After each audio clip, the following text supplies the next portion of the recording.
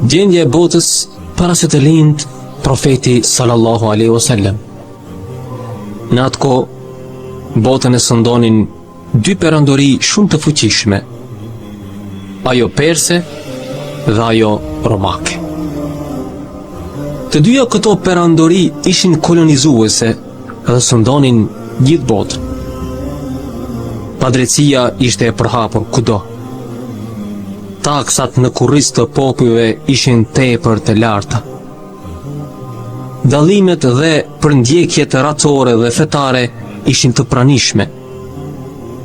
Pushtetarët dhe pasanikët jetonin në luks të madh, kurse popullsia në vuajtje dhe mjerim të thellë. Të drejta dhe drejtësia nuk ekzistonin. Paria jeton në të mira, qefe dhe argëtime nga më të ndryshmet. Argëtimet kishin arritur deri aty sa që kishin shpikur lojra me të cilat dëfreheshin, ku skleverët luftonin me njëri tjetrin derisa vriteshin. Ja, kjo ishte në vendet romake. Kurse përsa i përket Persisë, dallimet klasore që ishin në atë kohë nuk ishin parë më parë mes njerëzve. Shtresa më e lartë ishte ajo e pushtetarëve. Atë pasonte shtresa e magjistarëve dhe njerëzve të fesë. Pastaj vinte shtresa e popullit të thjeshtë që ishte zhytur në skamje. Kurse përsa i përket Evropës, ajo në këtë periudhë jetonte me jetën e saj të errët, ku ishte zhytur në varfëri, ignorancë dhe humbje të thellë. Historianët dhe studiuesit pohojnë që gjatë kësaj kohe në Evropë diskutohej nëse gruaja ishte njeri si burrat apo kafsh.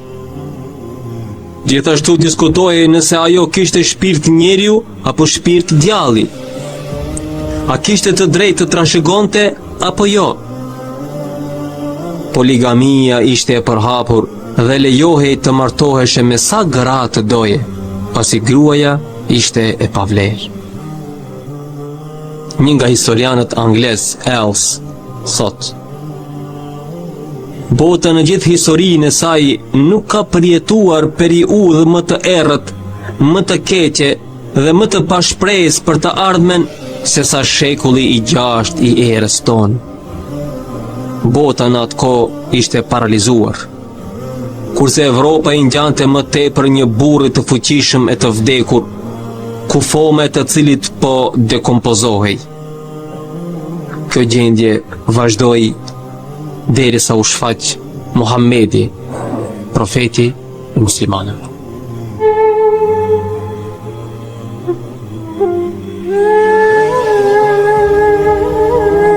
E gjitha kjo na bën të bëjmë një pyetje. Vallë, profeti sallallahu alaihi wasallam e kishte më vështirë apo e kemi neve sot më vështirë? Sigurisht që profeti sallallahu alaihi wasallam e kishte më vështirë, pasi ai çdo gjë e filloi nga zeroja. Ne i kemi themelet mbi të cilat mund të ndërtojmë zhvillimin dhe civilizimin. Kjo na bën të shpresojmë fuqishëm që vendet islame do të zhvillohen dhe gjendja e muslimanëve do të përmirësohet. Kur mos u demoralizo dhe të thuash që nuk ja vlen dhe nuk mund të arrihet diçka e tillë. Kujtoje gjendjen në të cilën ndodhej profeti sallallahu alaihi wasallam, i cili këtë rrugë e filloi i vetëm, por që pas 20 vitesh ndryshoi rrjedhën e historisë mbi tokë. Ata ishin 20 vite të mbushura me planifikim, punë, lodhje dhe sakrificë.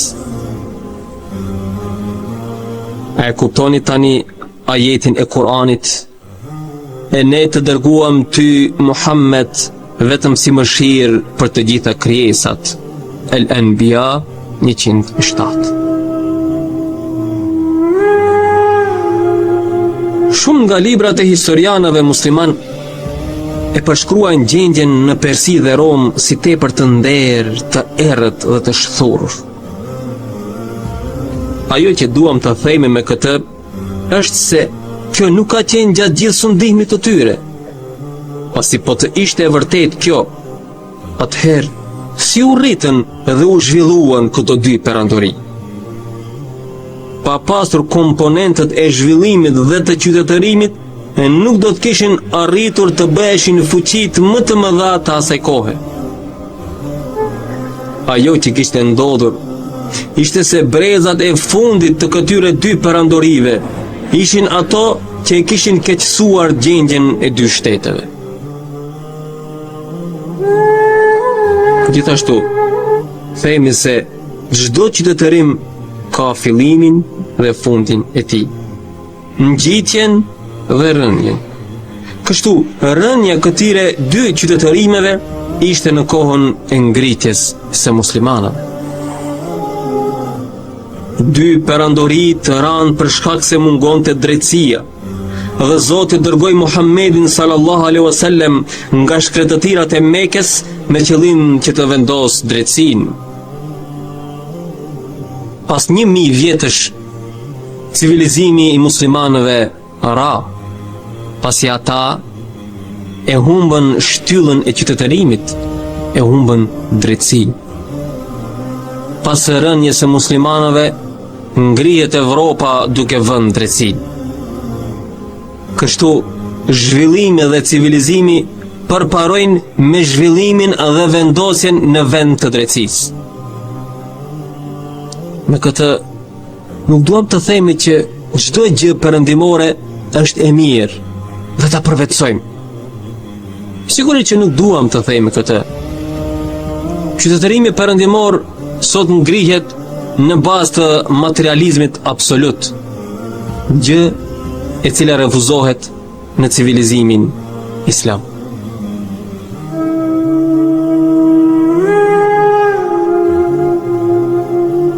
Ajo që duam të theksojmë në këto rreshta është se nëse do e shohim civilizimin perëndimor si diçka komplet të errët, me këtë sikur duam të nxisim konflikte mes civilizimeve dhe popujt në vend që të shtyjem drejt zhvillimit, i shtyjem drejt përplasjes dhe shkatërrimit. Diçka e tillë do të ishte gabim i madh, pasi ne si musliman e duam zhvillimin dhe civilizimin për të mirën e njerëzimit. Për këtë, në Kur'an nuk gjen një fjalë të vetme e cila nxit konflikte qytetërimesh. Aty do të gjesh gjithmonë fjalë të tilla që tregojnë konkurrencë dhe jo konflikt. Allah i madhërisëm në Kur'an thotë: "Dhe sigur Allahu të mos i mbronte njerëzit me disa prej disa tjerëve, do të shkatërrohej tokë." Al-Bekare 251. Dhe kjo nxitje është konkurrencë.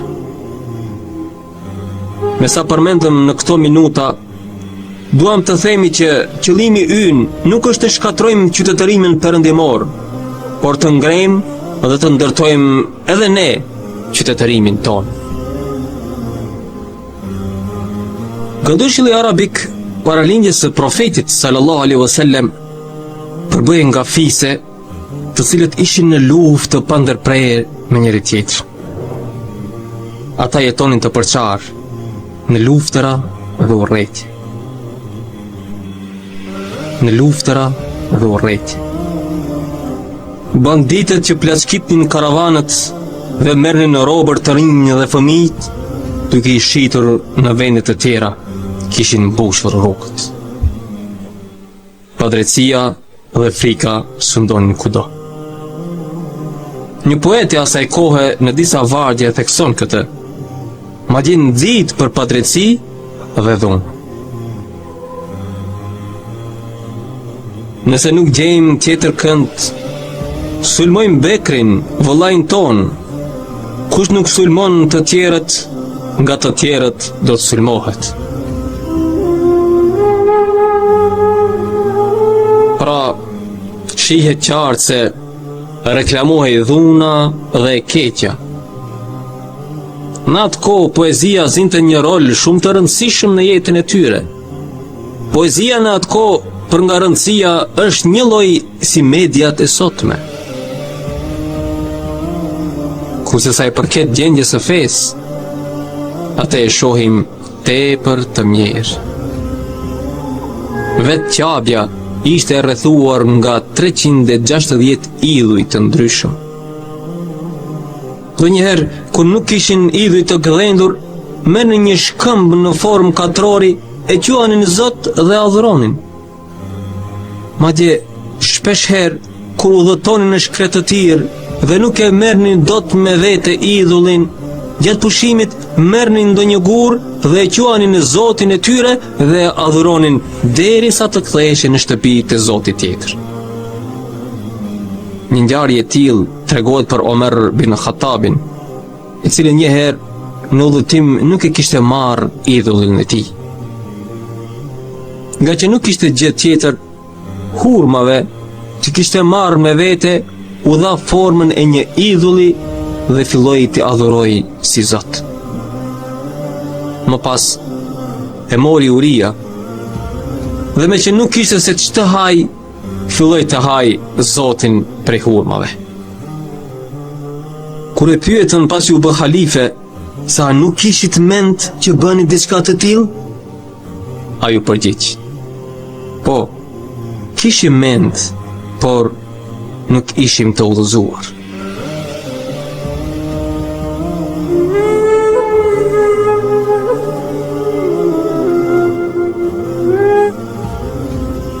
Kurse sa i përket gjendjes së gruas në gadishullin arabik, ajo ishte me të vërtet për t'i qarë hall.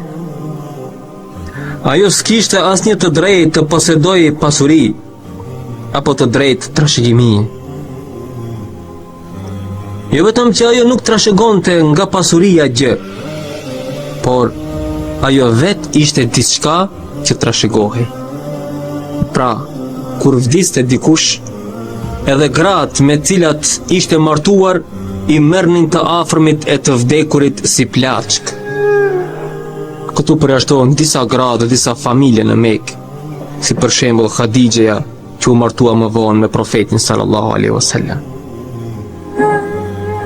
Jo vetëm kaq, por mes arabëve ishte e përhapur edhe groposja përse gjalli e vajzave, saqë një nga shokët e profetit sallallahu alaihi wasallam qante pasi kishte pranuar Islamin, për shkak se kishte groposur të gjallë 7 vajza të tij.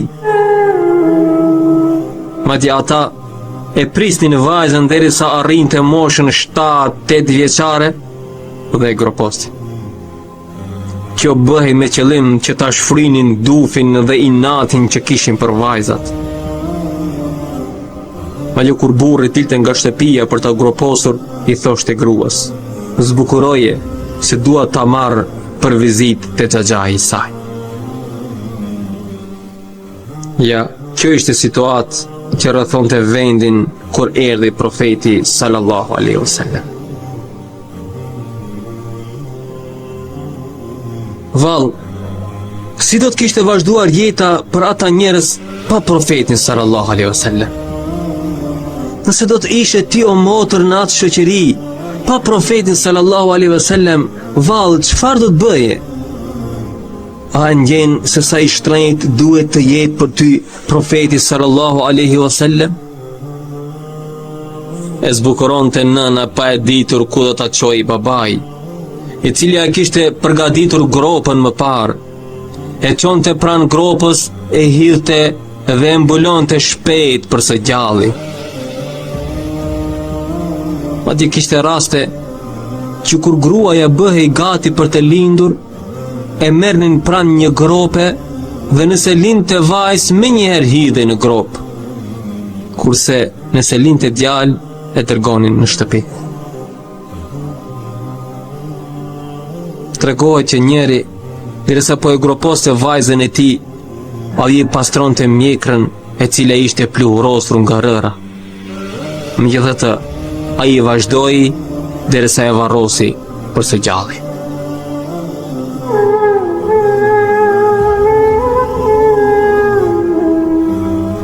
Gjendjen e këtyre njerëzve derisa i lindte vajzë ne përshkruan Kurani, ku thotë: kur ndonjëri prej tyre lajmërohet me lindjen vajzë, Fytyra e tij prishet dhe bëhet plot mblef. Fshihet prej njerëzve për shkak të asaj të keqe me cilën u lajmërua. E konsideron bela e jo dhurat prej Zotit. Mandej mendon, a do ta mbaj atë ashtu i përullur, apo do ta mbuloj atë të gjallë në dhej. An-Nahl 58. Me gjithë këtë gjendje të rënduar, profeti sallallahu alaihi wasallam i transformoi këta njerëz në tjerë. Pasi u dërgua si profet, ai njëherë u thoshte shokëve të tij: kush ka 3 vajza, i edukon, i mëson dhe tregohet i mëshirshëm me ta, ka fituar xhenetin. Një nga muslimanët që me sa duket kishte 2 vajza, qohet dhe e pyet: o i dërguari i Allahut, po nëse dikush ka vetëm 2 vajza, a e arrin këtë shpërblim? Edhe sikur të ketë 2, ja kthen profeti sallallahu alaihi wasallam. Një musliman tjetër që me sa duket kishte vetëm 1 vajzë, qohet dhe i thot: o i dërguari i Allahut, po ai që ka vetëm 1 vajzë? Profeti sallallahu alaihi wasallam buzqeshi pasi tani po shitet transformimin e tyre në njerëz të tjerë. Më parë i groposnin të gjalla, kurse tani kërkonin që me anë të vajzave të fitonin xhenetin.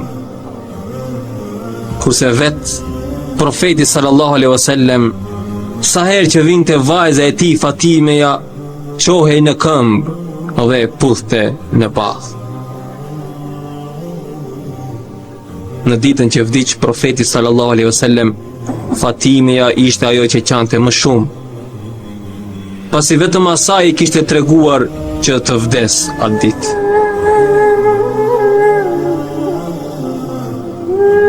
Kjo ishte gjendja e botës dhe e gadishullit. Mekka si qytet kishte edhe një veçori tjetër, pasi ajo ishte vend takimi i të gjithë poetëve, të cilët, siç e përmendëm, për nga rëndësia ishin të barabartë me mediat në ditët e sot.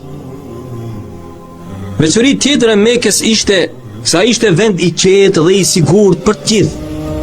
Këtë e përmend edhe Zoti në Kur'an, ku thot: a nuk e kanë vërejtur ata se ne e kemi bërë vendin e shenjtë Mekën të sigurt?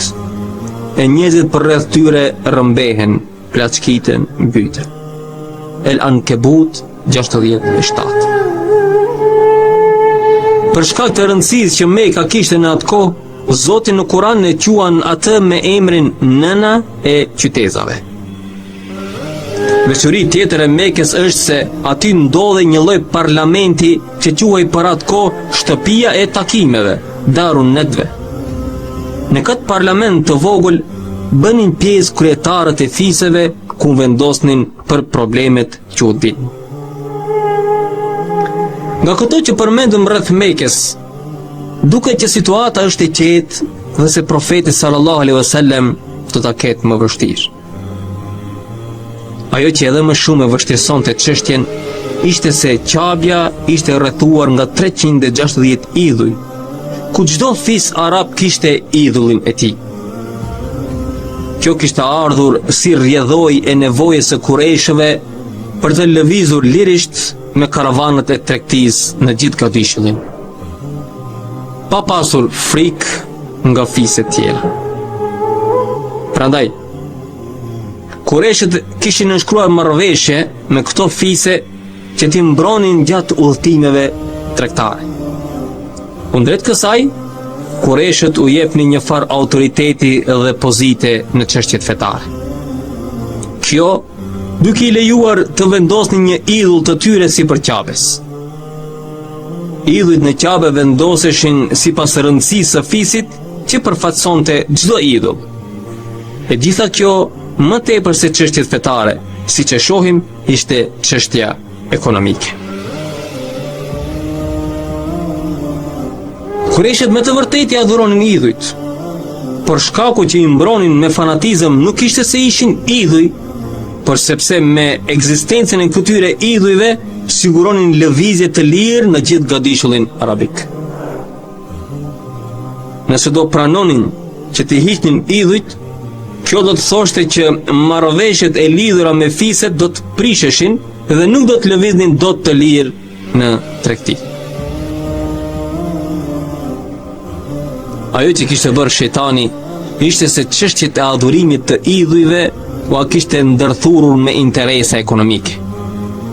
Nëse ata do të pranonin që idhujt as nuk të bëjnë dobi dhe as nuk të sjellin dëm, ai u kujton interesat ekonomike, me cilat ua bën më të vështirë pranimin e të vërtetës. Ashtu siç e ka bërë këtë lojë me Kureshët më parë, shejtani e bën edhe me neve në ditët e sotme. Ti vendos interesat e tua në një anë dhe të drejtën në anën tjetër.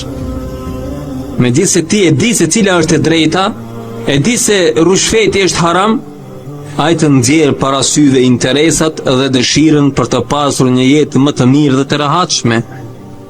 Kështu, njerëzit bien brenda këtij kurthi dhe pranojnë rushfetin. Kurani na e përshkruan përgjigjen që i dhanë Kureshët profetit sallallahu alaihi wasallam rreth besimit në një Zot dhe thot: ata thanë, nëse ne ndjekim rrugën e drejtë së bashku me ty, ne me të shpejt do të jemi të dëbuar prej vendit ton. El-Qasas 57. Pra, ata e pranonin që ajo që thoshte profeti sallallahu alaihi wasallam ishte e vërtetë, por problemi qëndronte tek interesat ekonomike që kishin me fiset tjera. Megjithatë, Zoti u kthei në të njëjtin ajet dhe u thot: po nuk u siguruam ne atyre një vend të shenjtë të sigurt? El-Qasas 57. Në një rast Ebu Gjehli i tha profetit sallallahu alaihi wasallam: o Muhammed, a pretendon se je i dërguar? Po, ja ktheu profeti sallallahu alaihi wasallam. O Muhammed, i tha përsëri Ebu Gjehli, nëse e di që thua të vërtetën, do të ndiqja, por ti je gënjeshtar. Profeti sallallahu alaihi wasallam e dëgjoi dhe u largua. Pranë Ebu Gjehlit ishte dikush tjetër. Ebu Gjehli e pa dhe i tha: unë jam i sigurt që ai e thot të vërtetën. Por familja jonë dhe ajo Abdul Mutalibit kanë qenë gjithmonë në konkurrencë. Ata sot mburen që prej tyre ka dalë një profet, po ne ku ta marrim një të tillë? Kështu që çështja ishte te interesat ekonomike më shumë se sa për kushtim fetar. Prandaj, kur o vëllezër dhe motra, kur mos krahaso mes interesave dhe të drejtës dhe në fund të shohësh interesat e tu personale. Kur mos prano të kopjosh në prodhime për shkak të interesit që të kalosh. Kur mos prano të marrësh të drejtën e dikujt tjetër. Persët dhe romakët e humbën pushtetin dhe civilizimin për shkak se ju humbën të drejtat e të tjerave. Po ashtu, ne, muslimanët, e humbën lavdinë të parave tanë kur nuk vihej drejtësia në vend.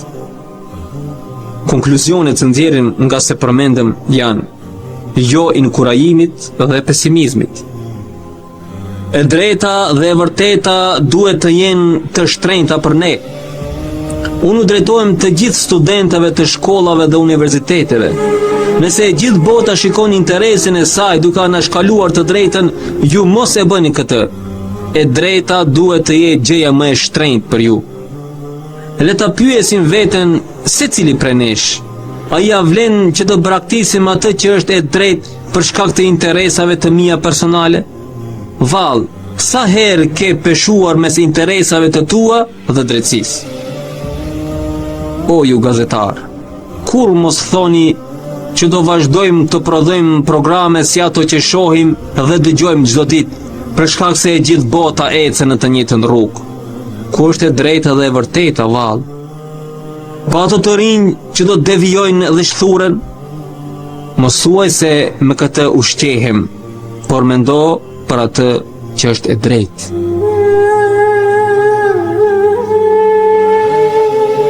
E tillë ishte gjendja e gadishullit arabik kur u dërgua profeti sallallahu alaihi wasallam. Dominonte errësira dhe padrejtësia. Vallë, si do të fillonte dhe si do e ndryshonte këtë gjendje? Me gjithë gjendjen e rëndë që dominonte, profeti sallallahu alaihi wasallam pa që kishte 3 gjëra të cilat mund të shfrytëzonte dhe pikat e dobta t'i kthente në pikë force. Shumë njerëz në një gjendje të tillë do e mbyllnin këtë kapitull, duke thënë që është e pavlerë dhe e padobishme që të lodhemi, pasi asgjë nuk do të ndryshojë. Por profeti sallallahu alaihi wasallam kërkonte gjëra të veçanta dhe raste që mund t'i shërbejnë. Një nga këto 3 veçori ishte se Qabja, siç tham, ishte rrethuar nga 360 idhuj dhe vizitohej nga të gjithë fiset e gadishullit arabik. Kështu që profeti sallallahu alaihi wasallam mund të takohej me këto fise gjatë sezonit të haxhit dhe të flasë rreth Zotit. Në artin e administrimit është diçka që duhet vetë analizë, ku njeriu shkruan pikat e fuqisë dhe pikat e dobësisë, dhe si t'i kthej pikat e dobësisë në pikë force. Të njëjtën gjë e veproi edhe profeti sallallahu alaihi wasallam. Më parë përmendëm që nga profeti sallallahu alaihi wasallam do të mësosh gjithçka. Dhe ja, tani po mësojmë artin e administrimit. Në çfarë do lloj posti të jesh, ministër, drejtues kompanie e kështu me radhë, do të kesh nevojë të bësh diçka të tillë. Mënyra se si I shihte profeti sallallahu alaihi wasallam gjërat ishte tepër e veçantë. Në këtë rast, për shembull, dikush tjetër mund të ngulte këmbë që sezoni I haxhit nuk mund të shfrytëzojë për mirë, për shkak se të gjithë ata njerëz nuk vinin vetëm për të adhuruar idhujt. Kështu që diçka e tillë nuk mund të jetë rasti I mirë. Gjëja e dytë pozitive ishte se gjuha dominuese në gjithë gadishullin arabik ishte gjuha që flisnin Kurejshët, arabishtja. Kështu, profeti sallallahu alaihi wasallam do ta shfrytëzonte këtë rast ku të gjithë njerëzit mund ta kuptonin. Veçoria e tretë ishte se arabët ishin të pavarur. Gadishulli arabik nuk ishte pushtuar asnjëherë deri atëherë dhe arabët gjithë jetën kishin jetuar të lirë, jo të varur nga dikush tjetër. Ata nuk e kishin shijuar përbuzjen dhe nënshtrimin, I cili kur nuk mund të sjellë zhvillim dhe qytetërim. Ishte ky shkak që arabët ishin trima dhe bujar, pasi kishin qenë të lirë. Profeti sallallahu alaihi wasallam do të përqendrojë shumë në këtë pikë, pasi njeriu I lirë dhe jo I nënshtruar, ai mund të ndërtojë dhe prodhoj civilizim. Njeriu I lirë dhe I pavarur, vetëm ai mund të përcjellë mesazh. Ai që nuk e ka shijuar lirinë, gjatë gjithë jetës do të jetë I lëkundur dhe jo serioz. Nëse duam të zhvillojmë vendet tona, duhet t'u mësojmë fëmijëve lirinë. U mësoni se çfarë është të jesh krenar dhe të vlerësosh veten. Edukoje fëmijën tënd të jetë I lirë dhe me personalitet. Edukoje që të ketë mendimet dhe idetë e tij. Arabët në kohën e profetit sallallahu alaihi wasallam ishin të tillë. Për këtë për tyre dolën burra si Ammari, Bilali, Omeri, Ebu Bekri. Kjo për shkak se ata ishin të lirë. Edhe ne duam që fëmijët tanë të edukohen të tillë. Për këtë, studimi I historisë së profetit sallallahu alaihi wasallam është shumë e rëndësishme. Ne nuk po tregojmë hadithe dhe ngjarje që I kanë ndodhur profetit sallallahu alaihi wasallam, por po prekim nervin e këtyre ngjarjeve dhe thelbin e tyre. Le të shohim se si profeti sallallahu alaihi wasallam I edukonte dhe fëmijët jenë të lirë dhe krenar me veten e tyre. Profeti sallallahu alaihi wasallam ishte një ditë I ulur dhe rreth tij ishin të ulur shokët e tij. Në krahun e djathtë të profetit sallallahu alaihi wasallam ishte ulur një djalë 10 vjeçar. Në qenë se ishin të etur, dikush solli një enë me ujë dhe ja dha profetit sallallahu alaihi wasallam. Profeti sallallahu alaihi wasallam e mori enën dhe me që ishte tradit që të fillonte nga e djatha, duhej në fillim të jepte të pi djalit 10 vjeçar. Profeti sallallahu alaihi wasallam e pyeti djalin: "A më lejon që fillimisht të filloj me më të mëdhenjt?" Djali ja ktheu: "Jo. Pjesën që më takon prej teje nuk ja jap tjetër kujt." Profeti sallallahu alaihi wasallam shikon drejt burrave të tjerë dhe u thot: "Kjo është e drejta e tij, kështu që me të do të filloj." E shikon se si edukonte dhe nxirrte personat e veçantë profeti sallallahu alaihi wasallam, kurse ne sot sillemi sikur fëmijët nuk ekzistojnë në shtëpi. Fëmijët tanë po t'i pyes dikush në këtë formë, nuk do din të përgjigjen, do të vijë turp dhe do të ulin kokën. Nëse duam që vendet tona të zhvillohen, brezat e ardhshëm duhet të edukohen në këtë formë. Njëherë derisa Omeri radiallahu anhu po kalonte në rrugë, diku aty pranë ishin ca fëmijë që po luanin me njëri tjetrin. Sa e pan fëmijët Omerin, ja mbatën me vrap nga frika, përveç njërit prej tyre. Ai ishte Abdullah ibn Zuberi, që qëndroi në këmbë pa lëvizur. Omeri e pa dhe i tha: "Po ti, përse nuk jam mbathe si shokët e tu?"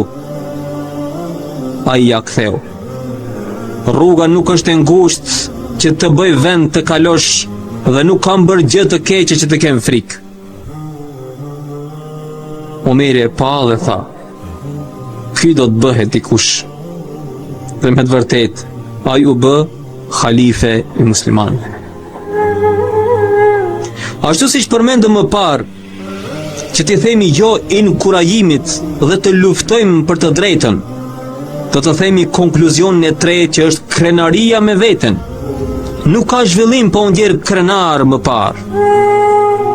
Kështu i shfrytëzoi profeti sallallahu alaihi wasallam këto tre mundësi.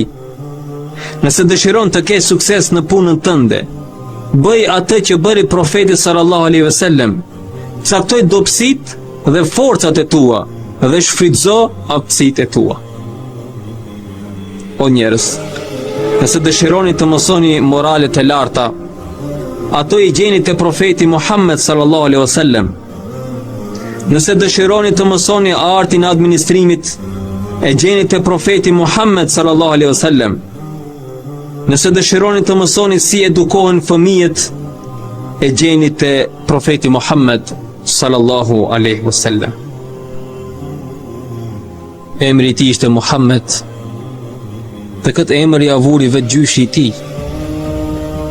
Kur lindi profeti sallallahu alaihi wasallam, gjyshi i tij ftoi parin e Kurejshëve në një drekë. Pasi hëngrën, të ftuarit e pyetën se çfarë emri do t'i vinin. Ai u tha se do e quaj Muhammed.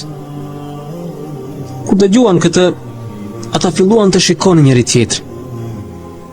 Më pas e pyetën: "Çfarë është ky emër i habitshëm dhe përse nuk i ke lënë emrat e baballarëve tanë?" Deri atëherë asnjëri në Mekë nuk quaj me emrin Muhammed. Gjyshi i tij u ktheu një përgjigje sikur të ishte frymëzuar nga Zoti dhe u tha: "Unë dua që të lavdrohet në tokë nga banorët e tokës dhe të lavdrohet në qiell nga banorët e qiellit." Kuptimi i emrit Muhammed është i falënderuar, pasi ai falënderohet nga njerëzit për shkak të veprave të mira që vepron.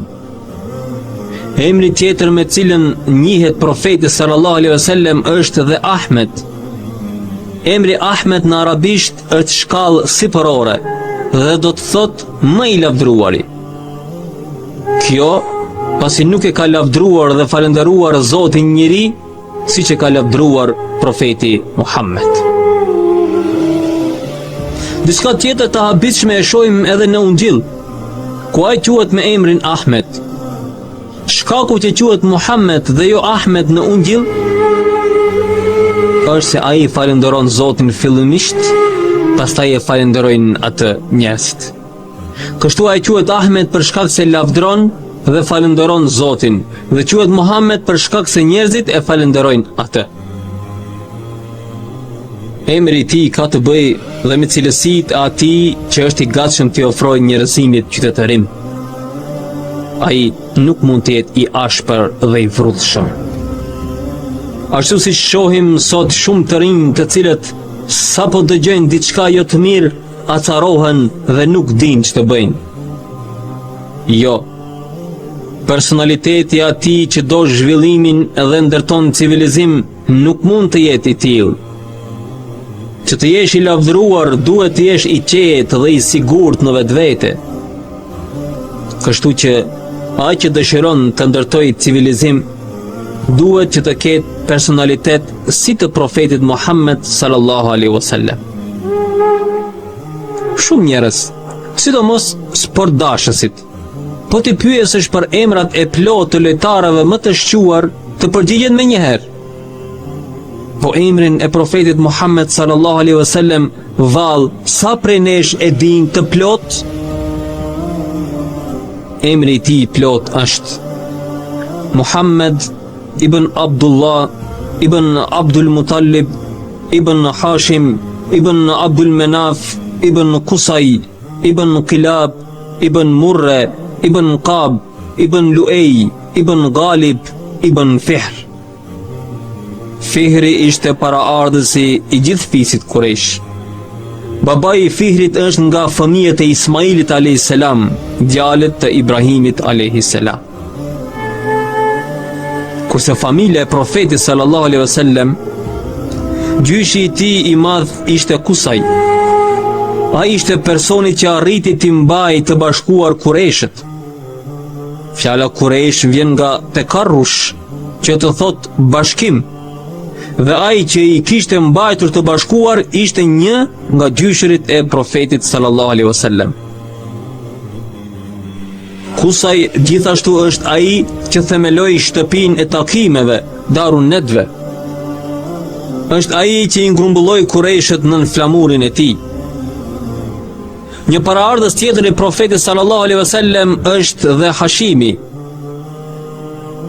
Ai arriti të lidh aleanca me persët dhe romakët, me qëllim që Qurayshët të ishin ata që lidhnin tregtinë mes dy perandorive. Gjithashtu, ai lidhi aleanca me gjitha fiset e tjera arabe. Një paraardhës tjetër i profetit sallallahu alaihi wasallam ishte edhe Abdul Muttalibi, gjyshi i tij.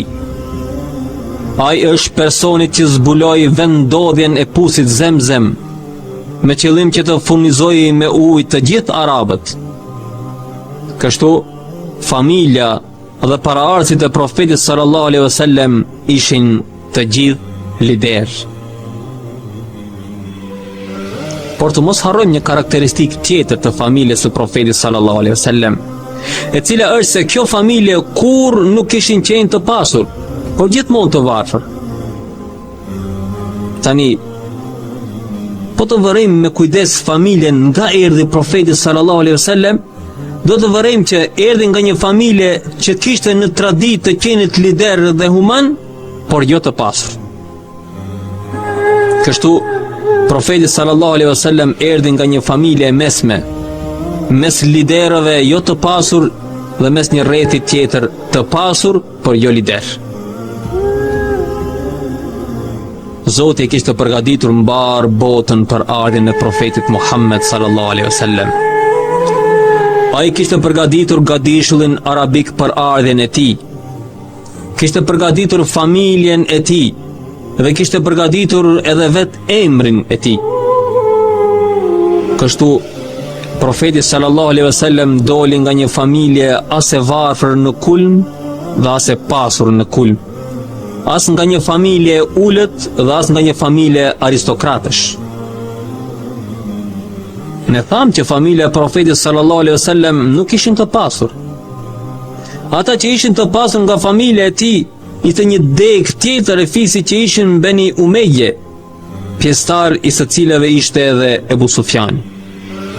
Prandaj, familja e profetit sallallahu alaihi wasallam dhe ajo e Ebu Umeje ishin gjithmonë në konkurrencë. Banu Umeje ishin të pasur, por nuk ishin të respektuar në Mekë. Kjo, pasi Banu Abdul Muttalib gjithmonë ndihmonin njerëzit, hapnin puse për të furnizuar të tjerët e kështu me radhë. Konkluzioni me cilin dalim nga këto që tham, janë fjalët të cilat u adretojmë kujdo që vjen nga paraardhës të shquar, por që nuk kanë pasuri. Kur mos i braktisni vlerat tuaja.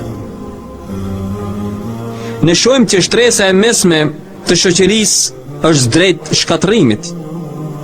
O ju doktor dhe inxhinier, o ju që ushqeheni me ato pak të ardhura që keni, o ju shtresa e mesme e shoqërisë që vinin nga familje me taban dhe tradit, kur mos ndjeni mangësi për shkak se nuk jeni të pasur. Vetë profeti sallallahu alaihi wasallam ishte i tillë, kështu që krenohu që edhe ti je në një nivel me profetin sallallahu alaihi wasallam. Kurse të pasurve u themi që të mos bëhen si Banu Umeje, të cilët jetonin vetëm për vete dhe nuk i shërbenin shoqërisë. Nëse do t'i shërbeni shoqërisë ku jetoni, do të arrini shpërblimin e të pasurve që falenderojnë Zotin. Gjyshi i profetit sallallahu alaihi wasallam, Abdul Muttalibi, ka një histori shumë të habitshme. Kur Ebreha shkoi të sulmoj Mekën me qëllim që të shkatrojë Kaben, gjëja e parë që bëri është se konfiskoi pasuritë e njerëzve. Asnjë prej kurejshëve nuk vajti dot tek ai përveç gjyshit të profetit sallallahu alaihi wasallam, Abdul Muttalibit. Ai i kërkoi që t'i kthej devet që i kishte marrë më pa. Ebrea filloi të qesh me të madhe kur e dëgjoi dhe i tha: "Unë mendova se ke ardhur të më lutesh për Kaben, kurse ti vjen dhe më kërkon bagtit." Abdul Muttalibi ja ktheu: "Unë jam pronar i deveve, kurse Kabja ka pronarin dhe Zotin e saj që e mbron. Ti kur nuk mund të shkatërosh atë." Me këtë, ai ishte i vetmi që qëndroi para Ebrehas.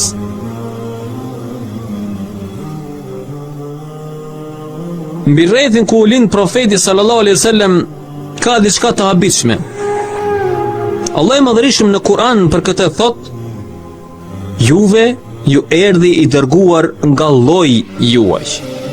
Et-Tobe 128. Nga mesi juaj do të thot nga njëjta shoqëri dhe njerëz. Po të shohim profeti sallallahu alaihi wasallam kishte lidhje farefisnore me gjithë arabët. Le ta sqarojmë këtë pikë më shumë. Gjyshi i tij, Kenan, ishte me prejardhje nga Jemeni. Gjyshi i tij, Ibrahimi a.s. ishte nga Iraku. Dhe gjyshi e tij, Haxheria, ishte nga Egjipti. Vetë profeti sallallahu alaihi wasallam ishte nga Mekë, por jetoi në Medinë. Gjithashtu në Medinë ai kishte edhe dajellarët. Gjyshi i tij, Hashimi, është varrosur në Gaza, saqë edhe sot njihet me emrin Gaza e Hashimit. Nipërit e tij jetuan në Jordan dhe Arabin perëndimor. Ummu Ejmen, një nga gjithëdhënëset e tij, ishte nga Sudani, kurse Halime El Sadije, gjithëdhënësja e parë, ishte nga Shkretir. Vendi që mbeti pa u përmendur, me cilin nuk kishte lidhje profeti sallallahu alaihi wasallam, është Shami. Por është e rëndësishme që profeti sallallahu alaihi wasallam bëri me shenjë drejt Shamit dhe tha: "Ata do të jenë në front të luftës deri në ditën e Kiametit." Gjithashtu, nëna e profetit sallallahu alaihi wasallam, derisa po e linte, shikoi një dritë e cila arrinte deri në Sham. Profeti sallallahu alaihi wasallam u lind mëngjesin e ditës së hënë me 12 Rabiul Awal, që korrespondon 20 prill të vitit 570. Lindja e tij ishte 50 ditë para ndodhisë kur Zoti e shkatërroi ushtrinë e Ebrehas. Ebreha kishte ardhur me ushtrinë e tij dhe elefantin për të shkatruar Ka'ben. Ai ndodhi në mes të maleve të Mekës, i gatshëm për të shkatruar Ka'ben, dhe askush nuk ndodhi përballë tij për ta penguar. Në këtë kohë, Zoti dërgon zogj me emrin e Babil. Çdo zog mbante në sqepin e tij nga një gur të vogël, të cilin e hidhnin sipër ushtrisë së Ebrehas. Çdo gur binte mbi ushtarët e tij duke i djegur trupin. A nuk e ke parë se ç'bëri Zoti yt me poseduesit e elefantit? A nuk u bëri përpjekjen e tyre të dështuar? Dhe ai kundër tyre lëshoi shpend që vinin tuf dhe i gjuanin ata me gur nga baltë e gurëzuar. Dhe ata i bëri si gjeth i grimcuar. El Fil 1:5.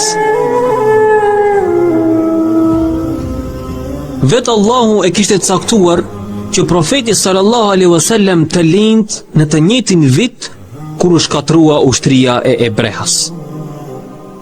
Kjo bëhej pasi Kureshët interesat e tyre ekonomike i kishin të lidhur me idhujt e vendosur rreth Ka'bes, dhe për këtë i madhëronin ata. Kurse kur ndodhi ngjarja e elefantit, Kureshët e transmetuan ashtu siç ndodhi, pasi e pan me sytë e tyre se si ndodhi dhe u ndikuan prej saj. Ata nuk thoshin dot se këtë e bën idhujt e tyre Lat dhe Uza, por thonin që Zoti është ai që e mbrojti Ka'ben. Kështu që kur lindi profeti sallallahu alaihi wasallam dhe gjatë kohës që ishte fëmijë, tregohej kjo histori nga të gjithë. Imagjinojeni profetin sallallahu alaihi wasallam në moshën 5-6 vjeçare. Imagjinojeni profetin sallallahu alaihi wasallam në moshën 5-6 vjeçare, derisa nëna e tij Eminaja i tregonte që ishte vetë Zoti i Madhërisëm, ai që dërgoi zogj që shkatëruan Ebrehan dhe ushtrinë e tij, dhe se gjyshi i tij, i vetmi që kishte vajtur tek Ebreha për t'i kërkuar bagëtitë e tij. Imagjinojeni profetin sallallahu alaihi wasallam dhe pyetjet që i lindnin rreth rolit të idhujve rreth Ka'bes, në një kohë kur ishte Zoti ai që e kishte shkatëruar Ebrehan. Që atëherë kuptonte që këta idhuj nuk ishin gjë tjetër veç se falsifikim i realitetit. Psikologët pohojnë që realitetet zënë vend në mendjen e fëmijës deri në moshën 6 vjeçare. Për këtë, u tregoni aty realitetin dhe të vërtetën me qëllim që të jenë të suksesshëm. A e kuptoni tani se përse Zoti zgjodhi këtë vit? Vitin e lindjes së profetit sallallahu alaihi wasallam? Ishte kjo e vërtet që zuri vend në mendjen e profetit sallallahu alaihi wasallam. Sa që kur u rrit dhe para se të bëhet profet, i shkoi dikush derisa shiste dhe blinte dhe i tha: "A betohesh në Lat dhe Uzan?" Profeti sallallahu alaihi wasallam ja ktheu: "Nuk i njoh për zota që të betohem në ta." Këtë e dinte nga ngjarja e elefantit. Vetë sa përmendëm, ngjarja e elefantit ka dhe një tregues tjetër të veçantë.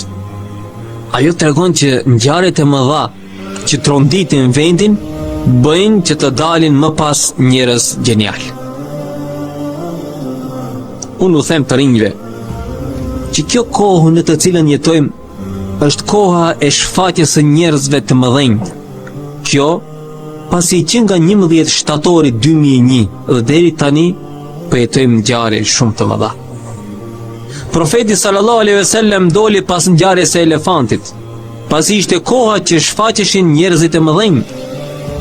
Unë e përsëris dhe them që kjo kohë është kohë e shfaqjes së njerëzve të mëdhenj, prandaj duhet të përgatitemi. Nuk do të jenë të mëdhenj që do të shkatrojnë tokën, që do të vrasin kudo shkelin, por do të jenë të mëdhenj që e mëshirojnë këtë tokë, do të jenë të mëdhenj që i kthejnë tokës paqen që i mungon. Ky është civilizimi të cilin synojmë të arrijmë. Ajo që mbeti pa përmendur nga lindja e profetit sallallahu alaihi wasallam është se lindja e tij ishte shumë e zakonshme. Thjesht ishte një nën shtatzan që lindi një fëmijë. Pra nuk ishte mrekulli në këtë mes.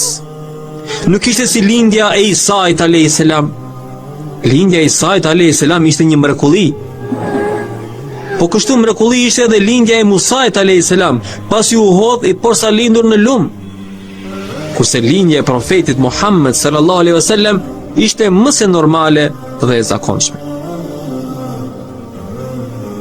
A nuk do të ishte më mirë që të ndodhnin gjëra të pazakonshme dhe mrekulli?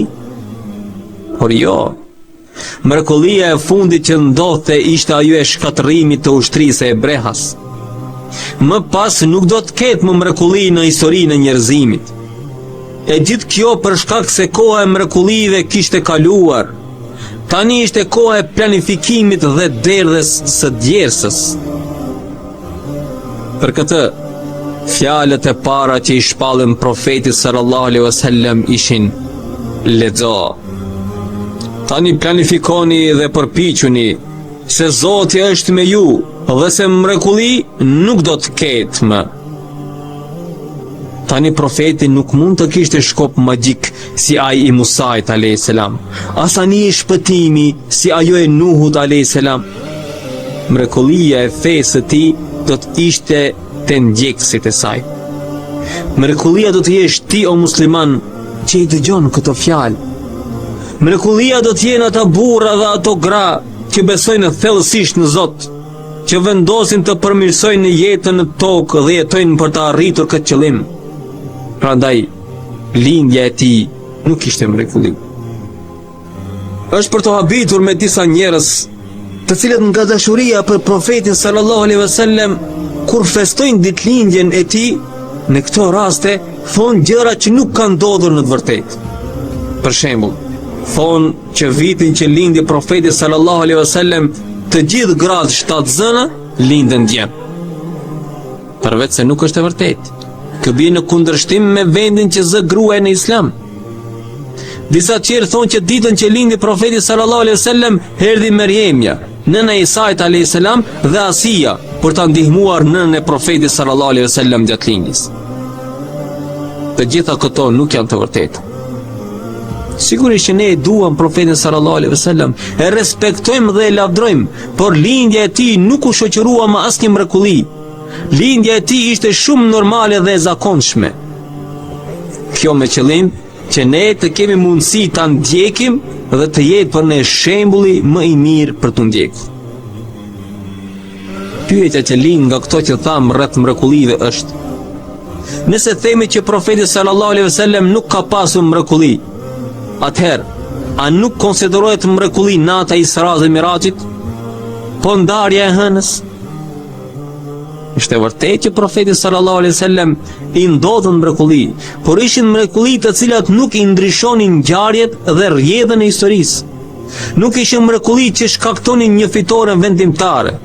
Nuk ishin mrekulli si shkopi i Musait që hapte detin dhe kalonte Musai me popullin e tij.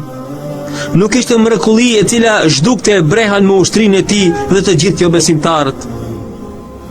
Të gjitha mrekulli që i ndodhën profetit sallallahu alaihi wasallam ishin mrekulli për t'u dhënë kuraj dhe fort besimtarëve. Israja dhe Miraxhi i ndodhi profetit sallallahu alaihi wasallam për t'i dhënë kuraj nga ajo që i ndodhi në Taif. Ndarja e hënës i ndodhi për të vërtetuar që ai është i dërguar prej Zotit. Por ato nuk ishin mrekulli që ndryshonin situatën dhe gjendjen. Gjendja dhe situata do të ndryshonin vetëm me përpjekjet e besimtarëve. Ata ishin mrekullia e vetme e profetit sallallahu alaihi wasallam. Me këto që themi, ne nuk duam që të mohojmë mrekullitë e ndodhura. Këtë e themi me qëllim që të jemi optimistë dhe të ndjekim përvojën e profetit sallallahu alaihi wasallam. Me qëllim që të mos thot dikush që ai ka qenë i dërguar i Zotit dhe i shpalli Kurani, kurse neve nuk na shpallet gjë dhe nuk na ndodhin mrekulli. Kështu ne duhet të vazhdojmë të jetojmë në gjendje të tillë. Nëse do të ishte e pamundur të ndiqnim përvojën e profetit sallallahu alejhi wasallam, atëherë pse duhet ta tregojmë historinë e tij? Nëse do të ishte gjithçka mrekulli, atëherë askush nuk mund ta ndjek shembullin e tij. Profeti Muhammed sallallahu alejhi wasallam ishte profeti i fundit që do të vinte në tokë, dhe mrekullia e tij nuk do të ishte si mrekullia e Musait dhe Isait, e cila përfundoi me vdekjen e tyre. Mrekullia e këtij profeti duhet të ishte vazhdueshme, dhe mrekullia e tij ishin dhe janë ata burra dhe gra që ndjekin rrugën dhe zbatojnë këshillat e tij. Kurse shpalla hyjnore që ju shpall ishte metoda të cilën do të ndiqte.